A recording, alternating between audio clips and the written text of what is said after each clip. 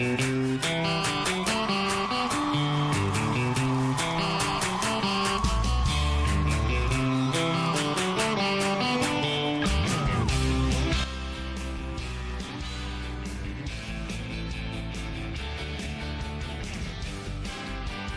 to the Otters Cast, a podcast where we take you behind the scenes and getting to know the Evansville Otters.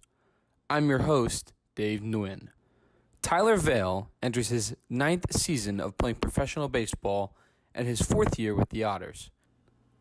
Named as the only veteran on the roster, Vail takes me on his journey on how he made it to Evansville, growing up in Allentown, Pennsylvania, deciding whether to play college or professional baseball, and the ups and downs he has faced in his career. Before we get to Tyler Vail, I encourage you to hit the subscribe button to get alerts on each podcast, as well as other video content about the Otters to give you the best information about the team at all times. Make sure to follow the Otters on social media, on Twitter at EvilOtters, and on Facebook at facebook.com/Evansville Otters. And now, my sit down with Tyler Vail. Welcome back to the second Otters Cast. I'm Dave Nguyen, along with my guest, Tyler Vail. Tyler, thank you for joining us. Thanks for having me. No problem. First off, so we're recording this on Saturday, May 18th, and on Friday, May 17th, the Otters had a walk-off win against the Florence Freedom, the first of the season, and maybe, or hopefully, more to come. Or one of many to come, I should say. First off, just your immediate reactions of last night's game, Friday night's game, and kind of the adversity you guys had going throughout the game and just never giving up. Yeah, I think the trend of the 2019 season was kind of like a blowout. I mean, there hasn't been any close games. You know, we always talk about it in the bullpen. But I think last night was a fun game, and that's how. And I mean, there's a great crowd here too, so that usually helps with, with the excitement of a walk-off. But once Hunter got on, usually when the first batter gets on, it's usually a good sign, especially in the bottom of the ninth. Yeah, Hunter Cullen making a major contribution throughout the game. Solo home run, big catch in the outfield to prevent any more runs by Florence. Big sacrifice bunt to help the 7th inning, and the Otters tie the game, and then leading off the bottom of the ninth with a single, eventually scoring the game-winning run. Now, Tyler, you've been around baseball for quite a while now. Yeah. 8 years, 9 years, as a matter of fact, at least in the professional ranks. And I feel like you're one of those guys, similar to a lot of baseball players. Baseball was one of the first things or one of the first sports you played. Mm-hmm. You are an Allentown native, Allentown, Pennsylvania, in the Delaware Valley. Now, for those who are listening, may not know what the Delaware Valley is, so in your words, how can you describe the Delaware Valley? Obviously, I'm biased because I'm from there, but I think it's probably one of the best places to live in the country because you got Philadelphia right there, you got New York City, hour and some change away, you got Washington, D.C., Baltimore, the Poconos. I mean, so many options to do, and I was blessed to grow up there, being around those big cities and being influenced, especially with sports. I mean, so many great teams come out of those areas, and I was very blessed to be from there. So, yeah, the Delaware Valley in particular is how people would describe the Philadelphia area. So the Delaware Valley is consisted of the southern part of Pennsylvania, the eastern part of Pennsylvania, South Jersey, and all of Delaware. So the rooting interests and kind of professional sports affiliation are the Philadelphia teams and what goes on around it. Just growing up, especially in Allentown, which is the home of Dorney Park, describe growing up, and particularly what sports did you like to play growing up? I was one of those kids that played everything. Like, I remember when my parents told me when I was 1 or 2, I would see what was on TV, and whatever my dad was watching, that's what I played. My dad played hockey, so I was around hockey a lot, being I was probably 3 or 4 when I started playing hockey, and that was really my first love. Like, I can name all the players on the Flyers, And then basketball I played, and then baseball. I tried football, but it just didn't work out. I'm not really that type of guy. I'm really laid back. That's why hockey really didn't work out either. So I think baseball, I really just was natural with it, and I think it worked out. So I wasn't old enough to remember, but do you remember the Eric Lindros Flyers teams? And do you remember watching them? Yeah, I remember watching Eric Lindros and John LeClaire and all those guys. I mean, that was hockey's kind of changed now, where it's not many as big guys. I mean, those guys were huge, so I'm kind of lucky to have watched that era of hockey. Yeah, the known as the Legion of Doom, right? Yeah. With Michael Renberg, Yep. John LeClaire, and Eric Lindros on that line, and they made it to the Stanley Cup final in '97. Yeah. Sadly, losing to the Detroit Red Wings. I think they got swept. Yeah, they did get swept. Yeah, it was a sweep. Yeah. So you played basketball, baseball, and you gave hockey at least a try, right? Yeah, I never played any organized hockey, like never on a team. But whenever my dad would play, I would go out and skate before. So I mean, I played like pickup games, but never anything like organized or anything like that. So, growing up as a youth, you probably signed up for a bunch of youth leagues and travel leagues, travel basketball, things like that. But what was it about baseball, and why did you pick baseball as the sport to focus on? I picked baseball because I was really influenced by it. I have a lot of cousins. My family's pretty big, and I had two older cousins who one played Division I at Rider University in New Jersey, and then one played Division III, DeSales. I don't know if you heard of DeSales, but yeah, I do. Yeah. But so he played there. One was a pitcher, one was an outfielder, and I think being around them, and they're obviously a lot older than me, they kind of influenced baseball in me at a young age, and I kind of just picked it up, and I just fell in love with it. So you went to Notre Dame High School, Yep. and with your family influence, I think that's one of many reasons why players and professional athletes choose the sport they desired or they wish to play in. Some players go to private schools, whether it's private Catholic schools or because they're the better not only academic programs but their athletic programs are the porch to the particular school. Yeah. Was Notre Dame a private school, and if so or if not, why Notre Dame High School in particular? Notre Dame was a private school, but it's not like super private. So a lot of kids from public school would come and go to Notre Dame if they got in trouble. That was like the place to go if you got in trouble in a public school. You go to Notre Dame. I could have went to a public school, but I think it was mainly because of sports. For baseball, I think I had a chance of playing varsity when I was a freshman at Notre Dame, and I don't think that would have happened at a public school, which is a bigger school, more kids play, and a lot of people. All my friends went to public school, so it's kind of hard for me to go to Notre Dame because I didn't really know anybody. But it was a great school, and I played varsity all 4 years. And again, I don't think I would have done that in a public school. So. And sometimes that's the other reason why players go to particular schools, because the opportunity to play right away and other things like that. And it seems like you were able to get an opportunity.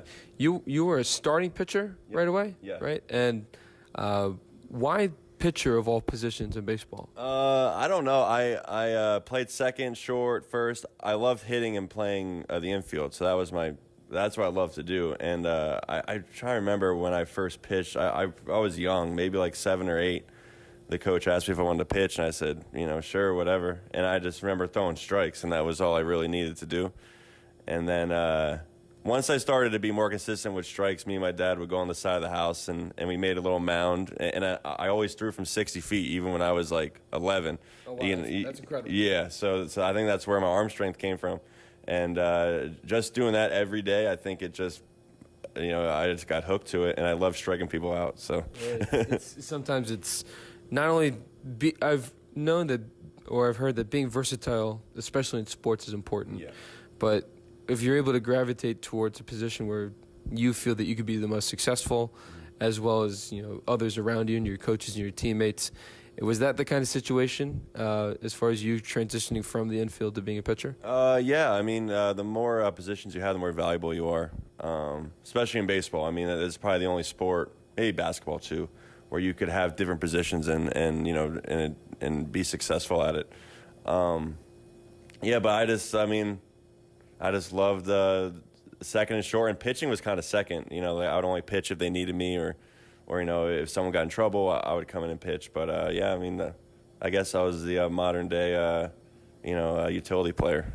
You mentioned trouble, and you mentioned that Notre Dame was the school that you went to if you got in trouble. Yeah. Were you? I wouldn't say were you a bad kid, but what was there any particular reason other than the fact that you were able to play at Notre Dame right away? Were there any other reasons going to Notre Dame? Because you don't seem like a bad guy. No, I've never got in trouble, not yet. So yeah, knock on wood. But I mean, it was very. I mean, the public school was close to my house, and so was Notre Dame, so that didn't really have a factor in it. It was honestly mainly, and I went to Catholic school my whole middle school, so that also helped. And coming from a small Catholic school, going to a public school where there's thousands of kids in your class, it would have been kind of a culture shock for me. But sports played a big part of it, and in going there just for an opportunity to play in varsity level. So. Yeah. So when did you know that playing baseball, not just for fun because you love it, but when did you know it could be a reality in terms of possibly a career, whether in college or the professional ranks? Yeah, I've never thought of it as a job. You know, I always just played it because I love it. And I think when I first realized I could play as, being a professional, I was playing in an older league, and I was, I think, 17 or maybe even 16. I really don't remember. And my cousin was on the team, so this league consisted of college guys, some retired pro guys. And there was this big dude who hit a home run off my cousin. I mean, hit a bomb, right? So he said, hey, if you face this kid, don't throw him a fastball. And I said, I'm going to throw him there's no way I'm going to back down. I'm not going to throw a curveball. And I remember I blew 3 fastballs by him, 1, 2, 3. I'm like, all right, I think I have something special where, let's see if I can do something with it. And, the rest is history. So did that guy in particular go up to you after the game saying, hey, you got some good stuff, kid? Yeah, well, not really. He was kind of like, I guess he had too much pride to come over and, and tell me that a 17-year-old just struck him out in 3 pitches. So. How old was this guy, if you can recall? I'd probably say 20-something, maybe early 20s, mid-20s, college age. So in other words, you, a high school junior, struck out a college athlete who, going into this particular game, was, I'm assuming, pretty good. He was very good. I don't remember his name or anything, but I remember him being a good hitter. Another question back to growing up. Are you an only child? Do you have siblings? I feel like that's a part of how people are cultured and kind of brings a different set of personality to others. So did you have any siblings growing up as well? I have one sister. She is 2 years younger than me. And we were really we would fight a lot. She's the fighter, not me, so she would always provoke it. But I mean, she lives in Florida now. She works for Walt Disney World. Oh, that must be nice. Yeah. So it's a good excuse to go to Florida in the winter, especially living up in the Northeast. But I mean, it was great. We're very competitive. So she played sports, but she wasn't really that in love with it. But even now when we work out together, she always asks me what I did, and she wants to top that. So she's very competitive. So that keeps me competitive as well. So yeah, I was going to ask you about where you get your competitiveness from. Yeah. And I have a younger sister as well who's roughly 1 to 2 years younger than I am. Yeah.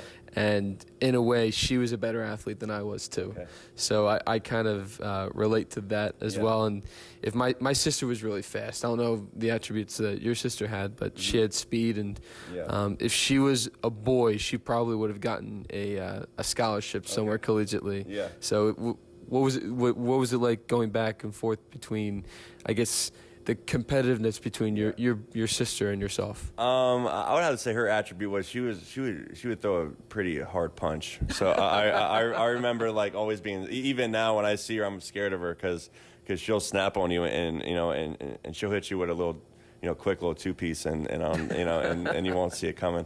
No, but yeah, so that's what so that really humbled me to try to not get her mad. So. Of course. Yeah. I think it's important for sisters, especially if you get them on their bad side, it's kind of hard to you can't get them on the get them on the good side at least. So the athletes, especially in baseball, who either play collegiately or they get drafted out of high school. Like going into, I guess, the process where you said or you knew that playing baseball collegiately or professionally could be a reality. Yeah. What was that decision like going into whether you were going to play college baseball or try to get drafted into the pros? Well, I never really thought it could happen, honestly. Like, I've known people who got drafted, but you never think that you could get drafted. You know, it seems so far away, you know, especially in high school. You don't think that could happen to you, you know. But I remember playing, like, travel ball, and you could see more teams interested in we'll start college team or recruiters, you know, and then it moved to pro teams. And I remember talking to my dad, and he said, "Hey, if you want to get drafted, you know, you only got one chance at this, you know. So if you want to sign, you don't got to go to college." My mom or dad didn't go to college, so it's kind of like that wasn't really a big influence. Not saying, you know, college is bad or anything, but and he said, "Hey, you know, if you really want to do it and it all works out, you know, let's do it."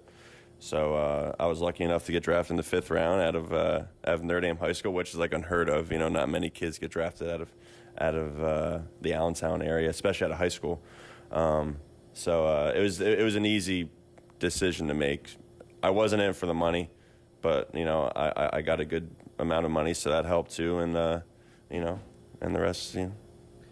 Now you did sign with the University of Maryland and commit to them, but if you had a chance to get drafted, did they understand that if you were going to get drafted, that's probably where you're going to do? You're going to try to play in affiliated baseball? Yeah.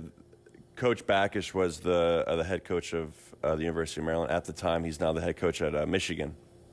So he called me and he said, "Hey, you know, we know teams are interested in you. So what are you going to do?" So I at that time it was very early in the season, so I didn't really have an answer. But probably like a month before the draft, he came up to my house and he tried to pitch college. You know, like this is what the perks are coming to college. You know, if these are the guys who got drafted at high school but came to college, they got drafted higher.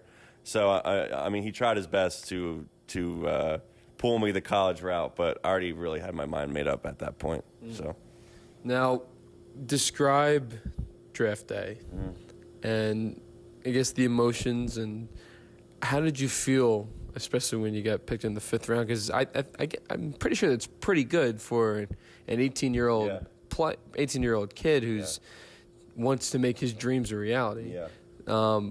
I guess go through all those emotions if you can remember. I remember we were at a restaurant, me, my mom and dad, of course, some family members, and I had friends, and we were just chilling there eating.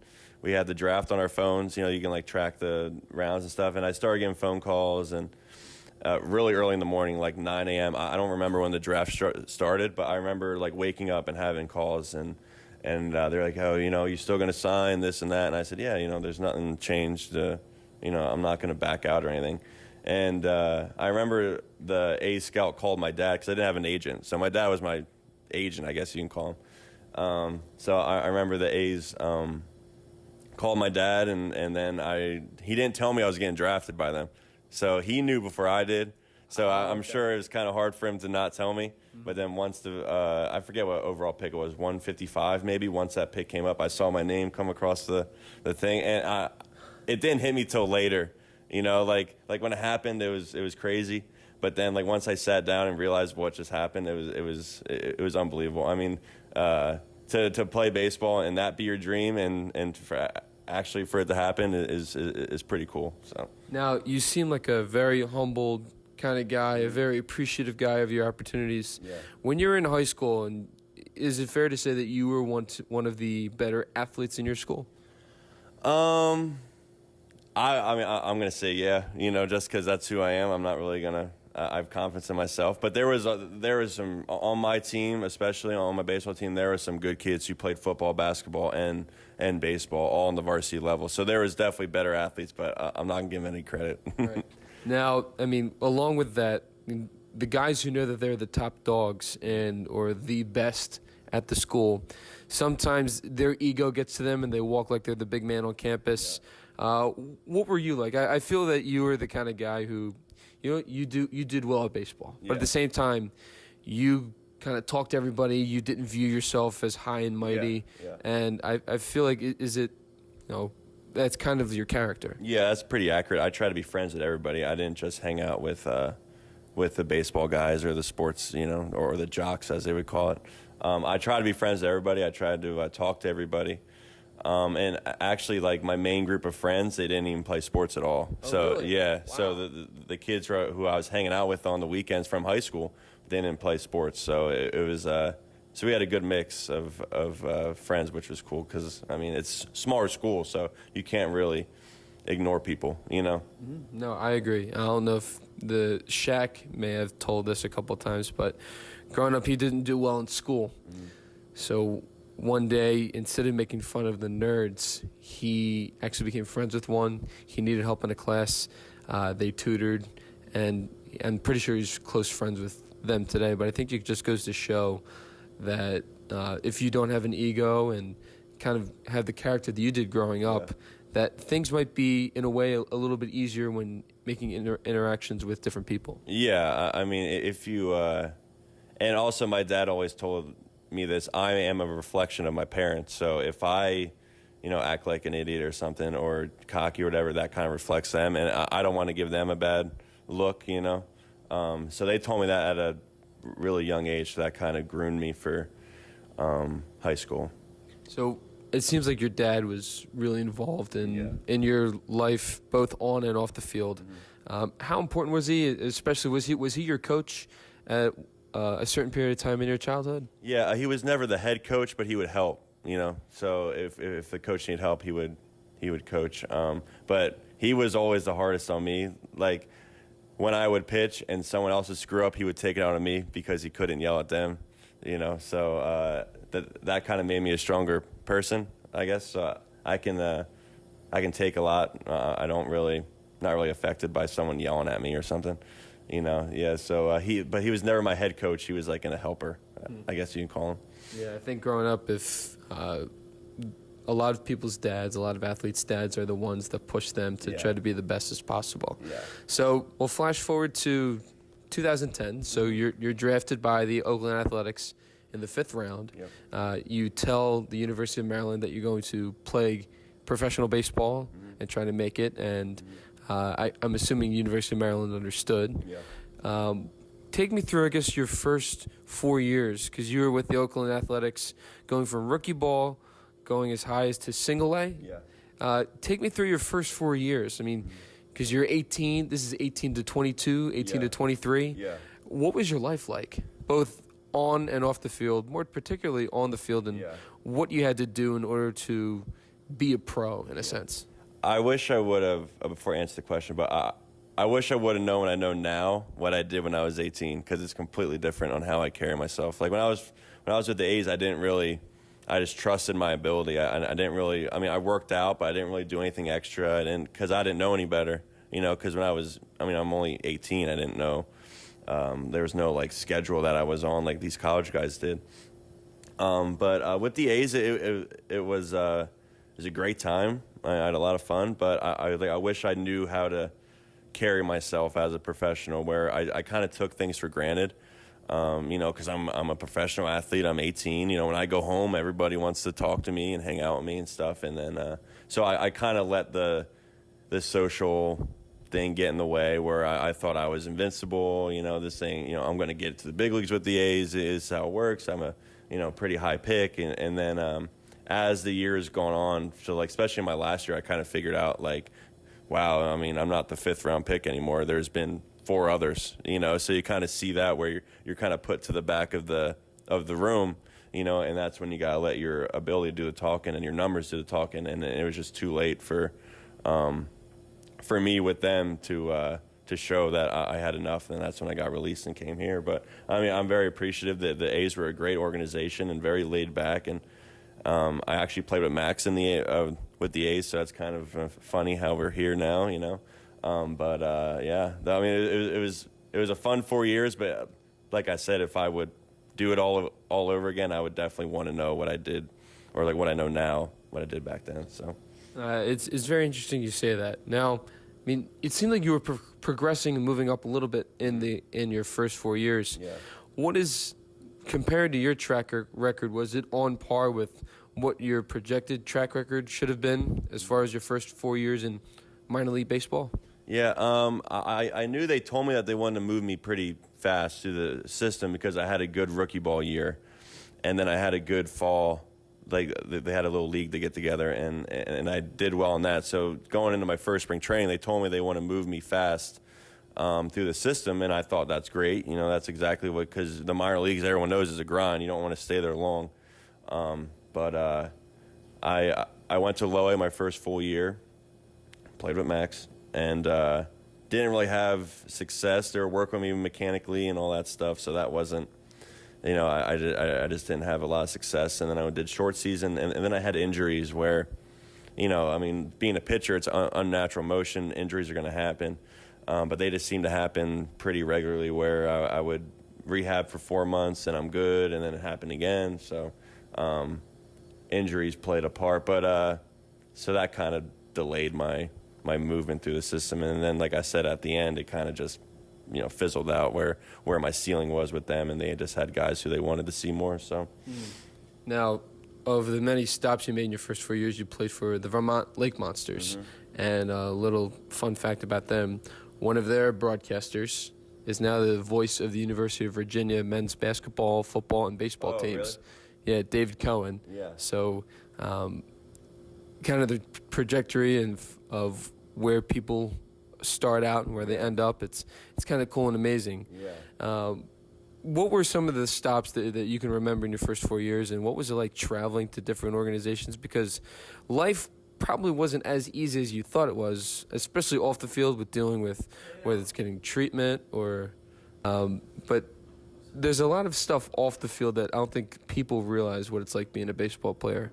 Yeah. So what was that like going at a young age? Well, coming from a pretty populated area, I've played in some little small towns. That's kind of a culture shock for me because I'm used to having all this stuff to do, and then I played in like Wisconsin and Iowa, where like there's no offense to those places, but there's just not a lot of fun stuff to do, especially when I was young and there was a casino, but I couldn't go to the casino because I was 19 or 20. But it definitely opened up my eyes to the more of the country where, you know, some people only get to see their hometown and they don't see what else is out there. But that's what I'm appreciative of is traveling, because I would never see Wisconsin, or I'd probably never see Indiana or Portland, Oregon, or, you know, Phoenix, Arizona. So, I mean, it was definitely a fun time to see the country. So. So after 2014, the Oakland Athletics released you. What was that conversation like, and what was going through your mind as far as what's next? Yeah, I didn't really know, because obviously I've never been released before, and I didn't know how many league, like independent league, how that worked or anything. But me and Andy knew each other because we're from the same area, so we knew each other for a couple years, and we have a mutual friend who actually, right as I got released, I'm flying home back to Pennsylvania, and he called me, said, "Hey, you want to play for the Otters?" And I had no idea who they were, right? And so I said, "Yeah, sure. I mean, I want to keep playing." I was only 23, so.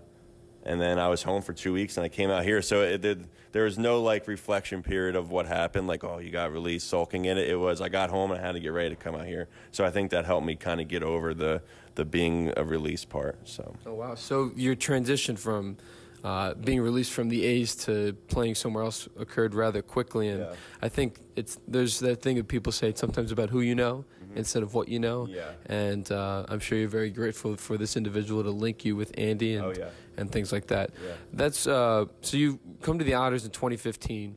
I guess talk a little bit more about your relationship with manager Andy Mccauley. Yeah. You guys, how long did you guys know each other, especially from the start? Yeah, I would say I first met him probably when I was like 18 or 19 maybe, because the friend we have, he owns like a baseball academy, so he would come up and there'd be guys working out for the Otters while I was getting ready for spring training, so he'd be up there watching.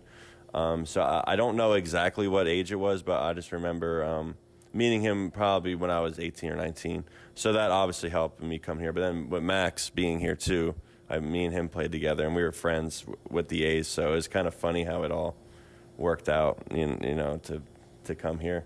Max, just to let the audience know, is the Otters pitching coach. So not only with the familiarity with Andy and how well he knew of you and how good of a player you were, and the potential that you could have not only in Evansville but for your future. And I guess learning that Max was here just only helped you get adjusted to Evansville, I guess, quite easily. Yeah, I was very comfortable from the start, and especially being in a league had no idea what to expect. I didn't know if it was like the minor league, baseball, how the travel is. I had no idea. So knowing those two people on the coaching staff just made it so much easier. Now, you played 2 years with the Otters, including the 2016 season, which was capped off by the Frontier League Championship. Now, you were a starting pitcher during those 2 years. I guess take me through your first 2 years in Evansville in 15 and 16, especially winning the championship and kind of learning what it takes to be a champion. In 2015, I kind of had a rough start because I was in the bullpen, so I transitioned, or I was with the bullpen with the A's, so I transitioned back to a starter here. And here there's no, they don't have the depth that the minor league teams have. So if you're struggling in the third inning, they're not going to take you out. You got to grind through it, So that kind of helped me become a better pitcher in 2015, which led me to having success in 16 when we won the league. But I got hurt. I actually broke my arm, little fracture in my arm. Like maybe a week before the playoffs. So I was just a bullpen coach during the playoffs and championship series. But it was so much fun to be around the same group of guys for, 6 months we're here, and and to reach the final, like the final two teams playing. It's an unbelievable feeling just to be there, and then to win it was. That was one of the Game 5 to win it was one of the best games I've ever witnessed in my professional career.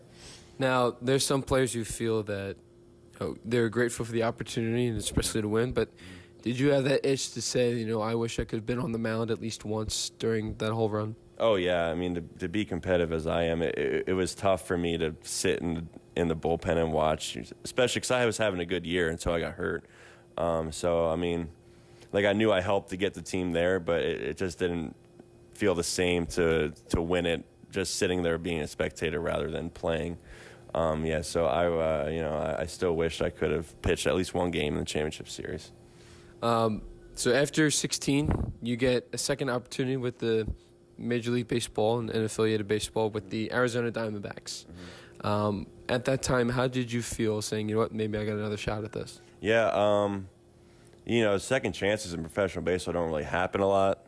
So I was very blessed to get an opportunity with the Diamondbacks, and that helped me, knowing what I went through and being my 2 years here, that helped me be a better player in affiliated baseball. In the end, it didn't work out, but, to play with the Diamondbacks, and they're a great organization, and just to see how another affiliated team works and, and kind of goes about their business day to day, it was awesome to see. And I got to go to the AAA level, which, not many people get to experience, and I was lucky enough to experience it. I didn't pitch, but it was still fun to be up there for a month and to see how those guys carry themselves, and that definitely helped me here now and how I get ready for the day, and I can tell some of the rookies on the team how to prepare themselves. So you were only with the Diamondbacks in 17 for a year. Mm-hmm. What did you learn, and kind of what were the reasons why you were released from the Diamondbacks organization? Yeah, getting signed out of this league is good because that's what the league's for. But the team who signs you has no money invested in you, and you're not drafted by them. You're not one of their guys, so you're kind of moved where they need guys to throw. So you're kind of like a used car. You kind of just go wherever they need to take you. So then I think once. I had okay numbers with the Diamondbacks. It wasn't good. It wasn't bad.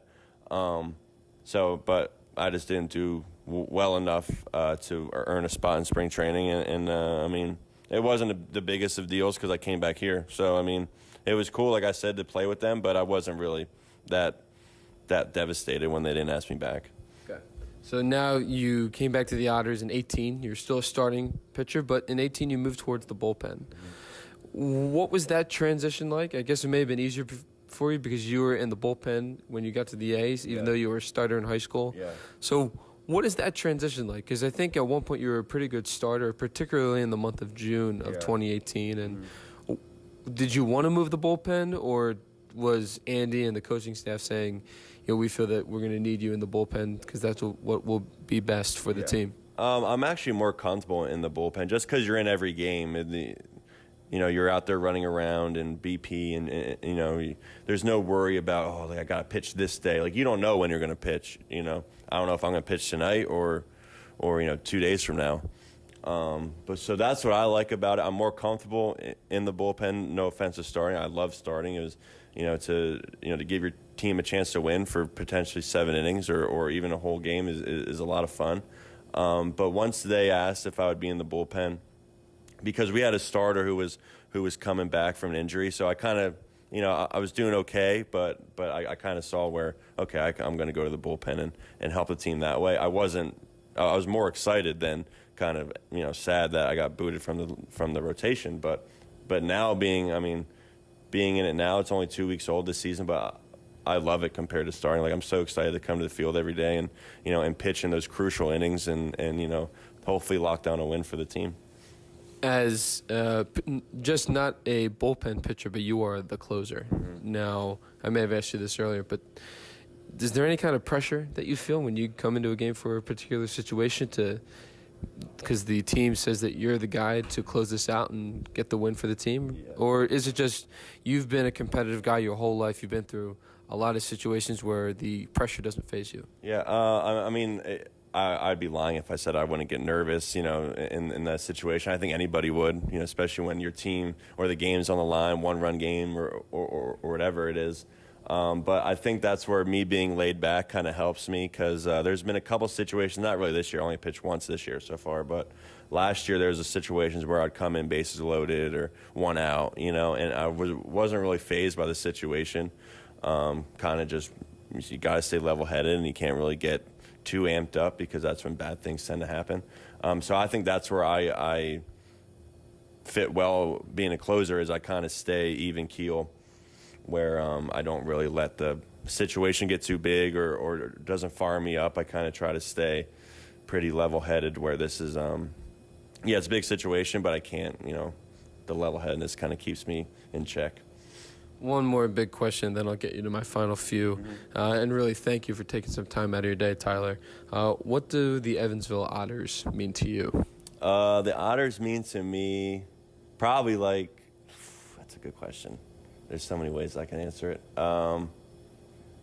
Without the Otters, I probably wouldn't be playing. I would be playing baseball, but not for this long. It probably means more like a family to me, especially with the guys.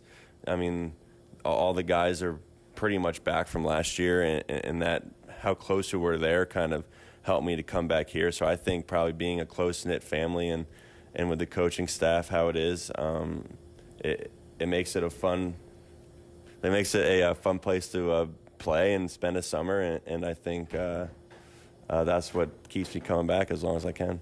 Fun. I think you said earlier this is probably the most fun you've ever had playing baseball because when you're an affiliate of baseball, you're worried about trying to move up within the organization, whereas here you're focused on winning. Mm-hmm. Because you see the big prize with affiliate team is the big leagues.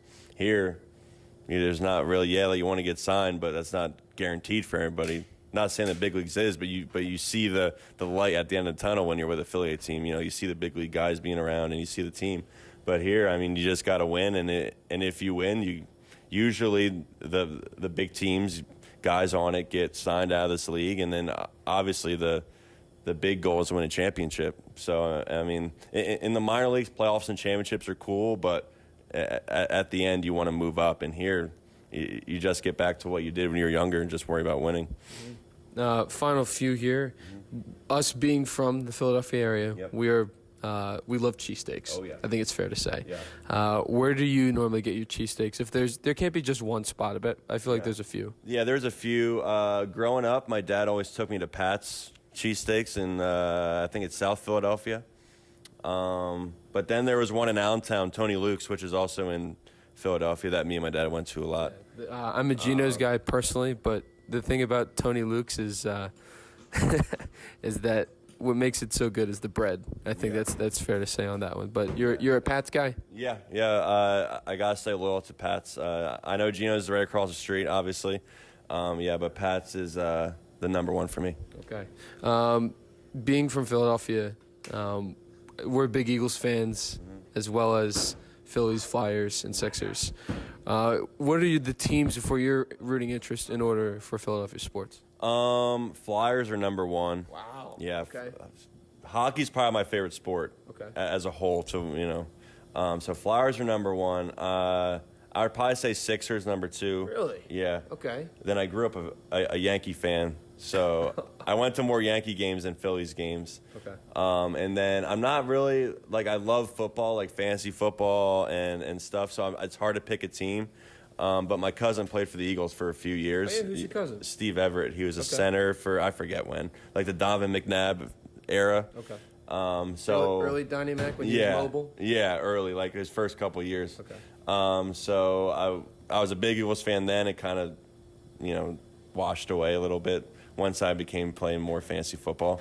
So yeah, Flyers, Sixers, and then I'd put Eagles third maybe. Okay. So were you at Phillies? They're not really there. Okay, so you weren't at the Phillies '08 parade. No. Were you at the Eagles Super Bowl parade? No, I was not. I watched it at home, and then because I knew how crazy it would be, so I kind of wanted to stay far away from it as possible. Okay. So did the 2010 Flyers season hurt in a way, or were you just because me going through that year? Yeah. No one expected them to go to the Cup. I mean, Yeah. once they beat Boston, coming back 3-1 or 3-0, and then going down 3-0 in Game 7, it seemed like nobody could stop them until the Blackhawks showed up. Yeah, being a Flyers fan, you don't really have the highest expectations when it comes to playoffs or the Stanley Cup Finals. But just to see a team, your team especially, go to the Stanley Cup, it was a win.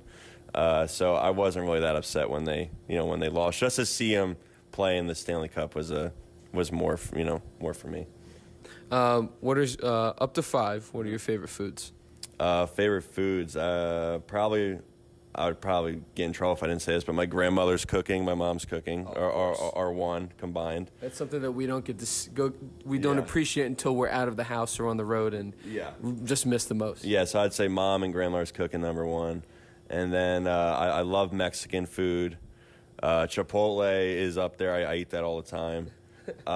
Just to let the audience know, you have a Chipotle bowl waiting in front of you right now. Yeah, that's all I'm thinking about right now.